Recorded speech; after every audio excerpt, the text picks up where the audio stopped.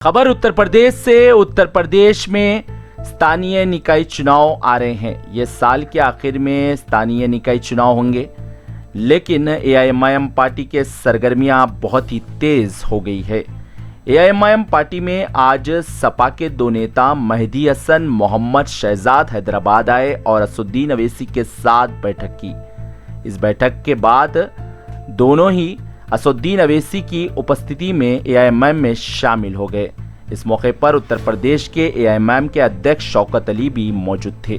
आपको बता दें, दोनों ही मुरादाबाद जिले के कुलदरगी और उमरी कलान के नगर पंचायत के अध्यक्ष भी है और आज एआईएमआईएम में शामिल हो गए हैं। एआईएमआईएम आने वाले चुनाव के पूरी तैयारियों में जुटी है, जो कि ये साल के आखिर में स्थानीय निकाय चुनाव और उसके बाद 2024 के लोकसभा चुनाव के लिए भी रणनीति पूरी तरीके से एआईएमआईएम की बन रही है। ये साल के स्थानीय निकाय चुनाव के बाद एआईएमआईएम पार्टी 2024 के लोकसभा चुनाव में भी उत्तर प्रदेश में हिस्सा लेंगी।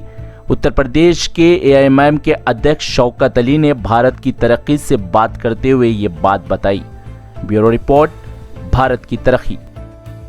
शौकत साहब, जिस तरह से अभी लोकल बॉडी चुनाव आ रहे हैं, उस पे कैसा कामकाज चल रहा है उत्तर प्रदेश में? देखिए, उत्तर प्रदेश में लोकल बॉडी का इलेक्शन इसी साल होना है। नवंबर के लास्ट या दिसंबर के फर्स्ट वीक में होने के इम्कान है।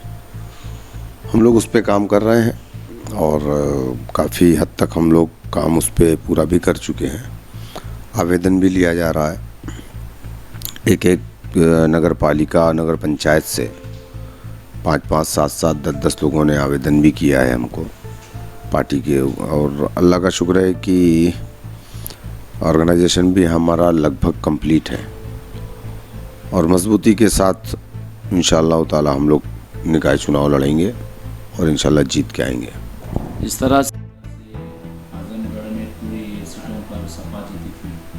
रामपुर एक शहर था, मजबूत गढ़ माना जा रहा था, किला माना जा रहा था, लेकिन वो दोनों लोकसभा सीट अब बाईपोल में हार गए।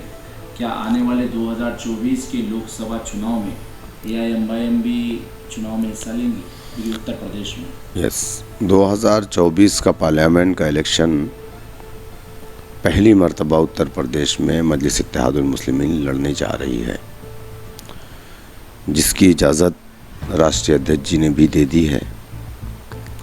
हम लोग कुछ सिलेक्टेड सीटों को टारगेट कर रहे हैं और उस पर हम काम भी कर रहे हैं।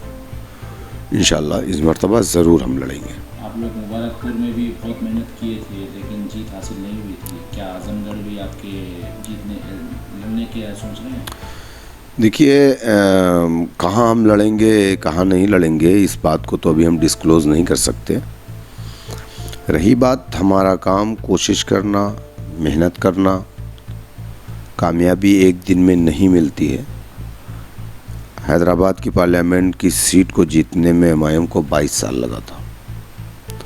ये मुझे बैरिस्टर साहब ने बताया।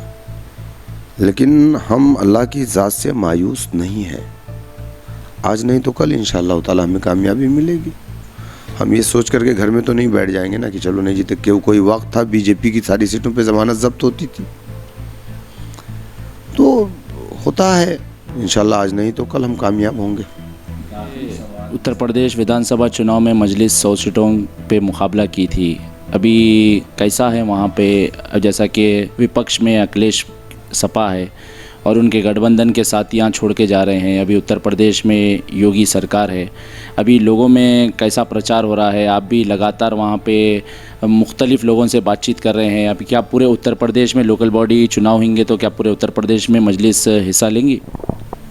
देखिए, उत्तर प्रदेश 2022 का विधानसभा का जो चुनाव हुआ, उस चुनाव में एमआईएम को यकीनन कामयाबी नहीं मिली, लेकिन हमारी पार्टी के राष्ट्रीय अध्यक्ष जनाब बैरिस्टर असदुद्दीन अवैसी साहब लगभग 150 रैलियाँ उन्होंने की उत्तर प्रदेश में, और हर जगह जाकर के हम लोगों ने ये बात बताने की कोशिश की कि उत्तर प्रदेश में बीजेपी को अकेले मुसलमान नहीं रोक सकता, क्योंकि उत्तर प्रदेश के अंदर जो बहुसंख्यक वोट है वो अक्सरियत में बीजेपी के साथ है।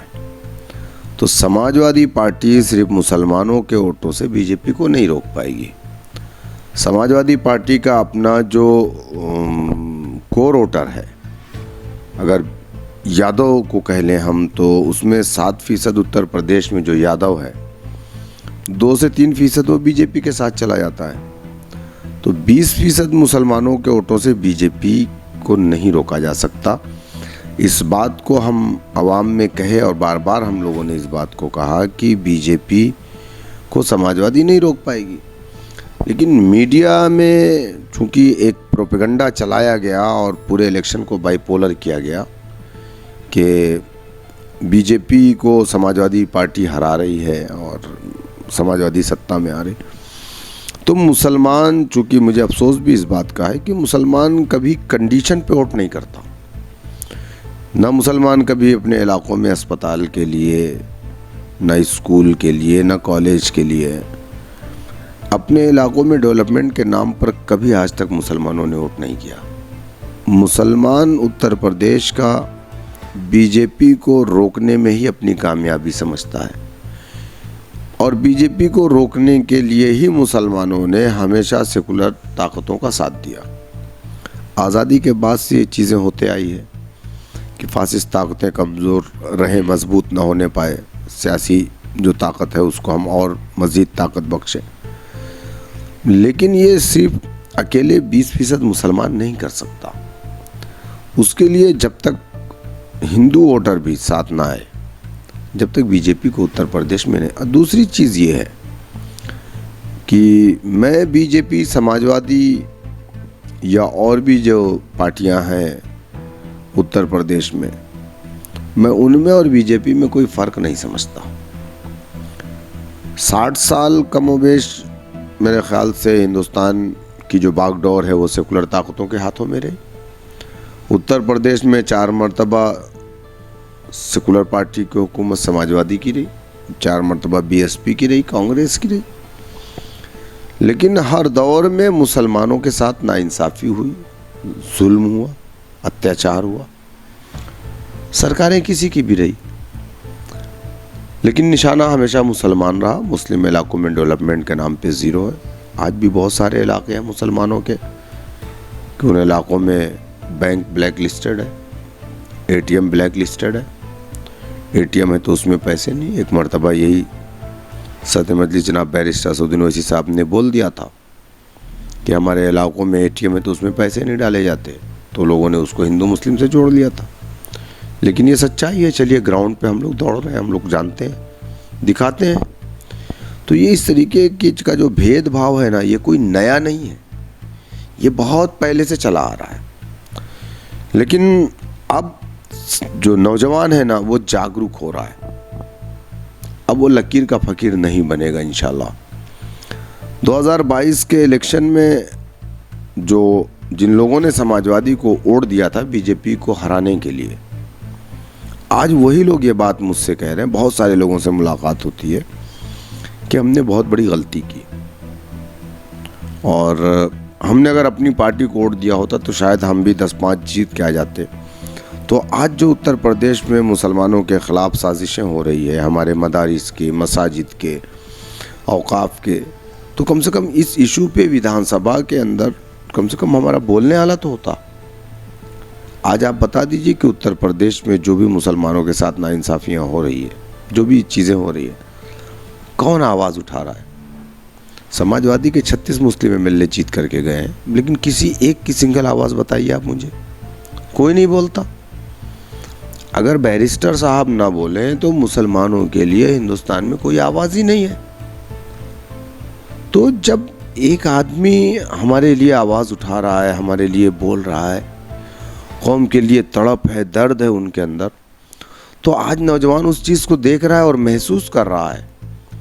आने वाला कल इंशाअल्लाह ताला मजलिस इत्तेहादुल मुस्लिमीन का है।